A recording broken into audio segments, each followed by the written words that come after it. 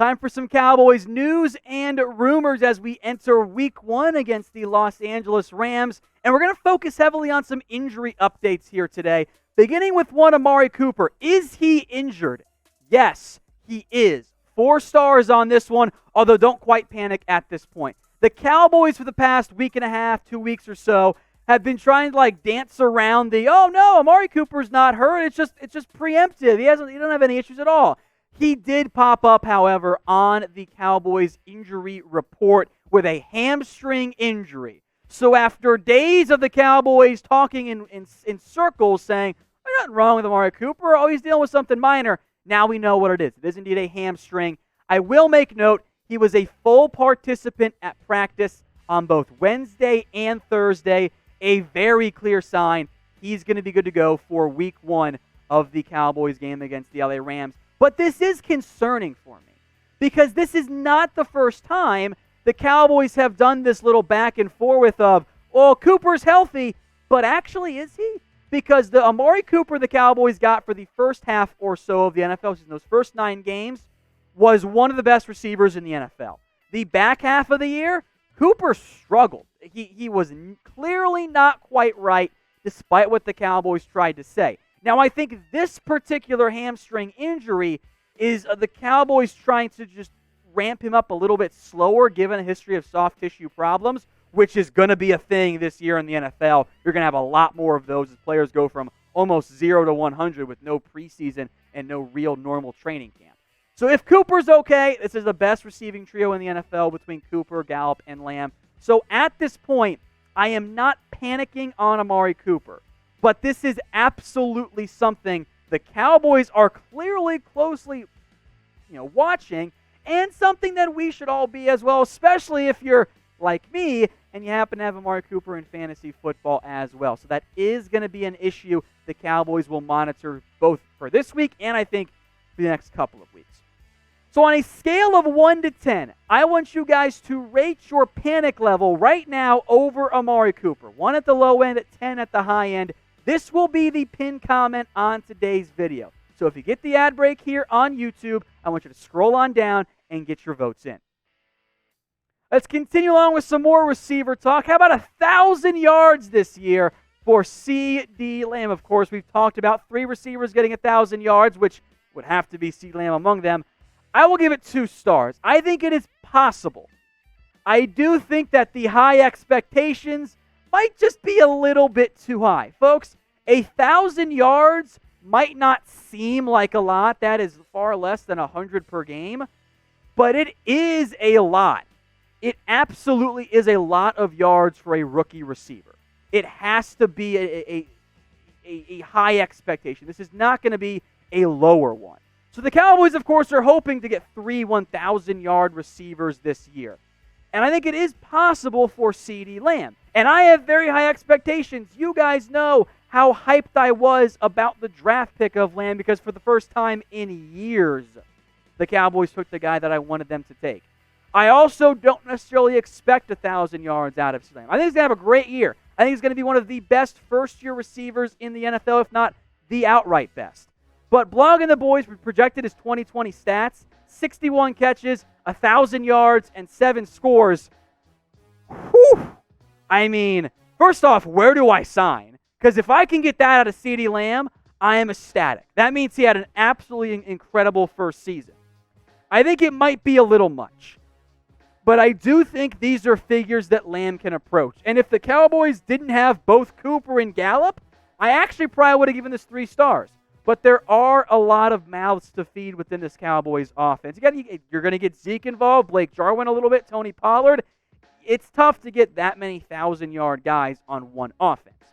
Now, our friends over at BetUS, they put the over-under for CeeDee Lamb at 749.5 yards. So get your votes in, over or under. I figure most of you are going to type in your over because, well, that's just what we do here at the Cowboys Report. Now, I already bet on Lamb to hit the over. I thought 800 might have been a better over-under number for Lamb. For example, if you were to put $25 on this bet, of course, you're going to get your original $25 back. You will also win an additional $21.75. I think that's a pretty good wager for CeeDee Lamb and his over-under, I think he's going to put up over 750 yards. And if you agree, well, go bet on it. Chatsports.com/bet will take you right into the BetUS site. Different promo code right now. It is now Cowboys125, and we are down to just 5 jerseys left. So if you want to get in on the deposit and get a jersey deal, hit me up on Twitter at WhatGoingDowney. I will send you all the details you need to know. But it's chatsports.com/bet. And don't forget that promo code Cowboys125 for the 125% deposit bonus. All right, back to injuries here. How about Chidobe Awuzie? Is he going to play week 1? 4 stars on this one. I am giving some benefit of the doubt to what head coach Mike McCarthy says. He says Awuzie going to be good to go, will be at quote-unquote full capacity, unlike the stadium, for the Cowboys against the LA Rams. Now, Chido had been dealing with a little bit of a knee injury. Technically speaking, was not listed as a starter on the Cowboys' unofficial and often inaccurate depth chart, but I do think Chido's going to be at least out there. I do wonder if he'll be a little bit limited because he is coming off of the minor knee issue, but regardless, I kind of think the Cowboys need him out there, having looked around at the other corners for this team. But he wasn't listed as the official starter. So will Chido start week 1? I will define this as when the Cowboys open up the first defensive snap of the game, is Chido out there? Type Y for yes or type N for no. Get your votes in and let me know what you think.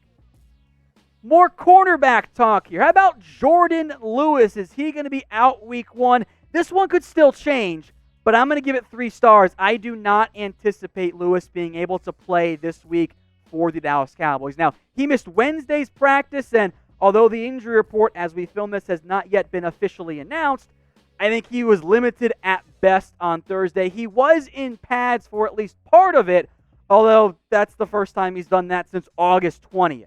It has nearly been a full month since Lewis was able to get out there. That's a very tough path to being active in time for week 1 of the NFL season. So I'm not convinced you see Jourdan Lewis out there. If he is, awesome, but I think just the timing doesn't quite work out. So I think Chido and Diggs, Anthony Brown, and Darrell Worley as well will become your lead and your top 4 corners when it comes to what you have out there. It's a little bit thinner than what you'd like, although that's something all of the Cowboys and NFL teams have to deal with. Now, if you guys want daily Cowboys videos, including the live one like we're doing right now, you should subscribe. We are almost at the ultimate number, 69,000. I cannot wait till we get there. But we also know a lot of you watch the show and yet aren't subscribed, which still does not make sense to me. So if you're one of those people, well, now's the time to end it. Hit that red button and subscribe today. One of the things I am most looking forward to this week is finally seeing what the defense looks like. I'm giving this one 4 stars. I think it is going to be a much more creative defense for the Dallas Cowboys. That's more or less what DeMarcus Lawrence said in a recent interview. He would not reveal what it's going to look like, where he's going to line up, but he did tease he's going to be playing everywhere. Both sometimes he'll stand up, sometimes he'll have his hand in the ground, sometimes he'll be over the center potentially. And the key element there for Lawrence was he thinks this will allow him more one-on-one opportunities, something he didn't really get a whole lot of last year. Yes, there was Quinn on the other side, but the double team still more often focused on DeMarcus Lawrence. I am excited to see what the new scheme looks like. Is it going to fix all of the problems overnight for the defense? No, they're still going to have some problems. But if it can lead to a few more takeaways and big plays, I think that could help make up for some of the losses talent-wise on that side of the ball. So for DeMarcus Lawrence, I want you guys to predict for me how many sacks he will have in 2020. I put the over-under at double digits. I think he's going to get there, but I want you guys to get your votes in. Let's talk Dak and Skip Bayless, because I saw this today, and I am still upset by what Skip Bayless had to say. Should Dak Prescott not have shared that he battled depression and anxiety? This is fake news. Skip Bayless, as you guys know who watch the show, I've made it very clear my thoughts on him. He's a clown. He's a grifter. He does not care about the Cowboys. He's just there to make money and get views. But what Skip had to say today was some of the most ridiculous comments he's ever said. Dak had revealed that he battled some anxiety and some depression leading up to his brother's death, and that his brother kept all of those feelings inside, and that's why Dak chose to share he felt some of the same things. Because it is okay, and it is normal, and it is correct to share if you're battling depression or battling anxiety. You know what Skip Bayless thought about that? Skip Bayless thought that was a lack of leadership by Dak Prescott and that he never should have shared it, which is stupid. Skip Bayless is an idiot for saying this. So get your F-skips in here, because this is not okay by Skip. To say that Dak Prescott sharing his feelings about anxiety and depression is somehow a bad thing, or what Skip was really saying somehow makes Dak less tough or less of a man, is bullshit. That's not okay by Skip Bayless. This is stuff that people struggle with, and it is okay to share. Telling Dak to bottle up his feelings is horrible advice and should not be okay. So I don't like Skip. I don't like his analysis. I think he's bad in terms of actually providing good conversation around football. This is bad person stuff by Skip Bayless. So everyone in the comments, keep it up. Keep typing in your F-skips. All right, back to football stuff here. The Cowboys have protected some practice squad players. You get 4 of them to protect each week on Wednesday. Keeps them protected throughout the week and through game day so other teams cannot sign them. This is a new addition by the NFL just so other teams can't sign them.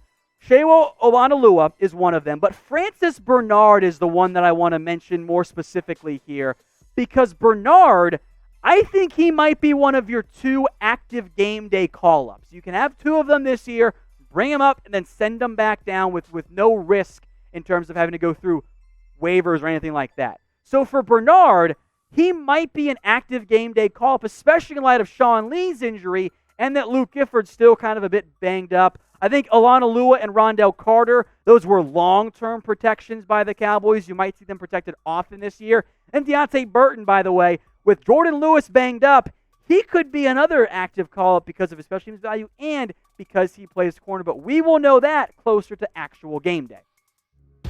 Hey Cowboys fans, thanks for watching the Cowboys Report. If you haven't already, click right here to subscribe to our channel for all the best Cowboys coverage on the internet. That's news, rumors, highlights, mailbags, film studies, and a whole lot more. And I'm making your lives a little bit easier as well with the next Cowboys Report video right here.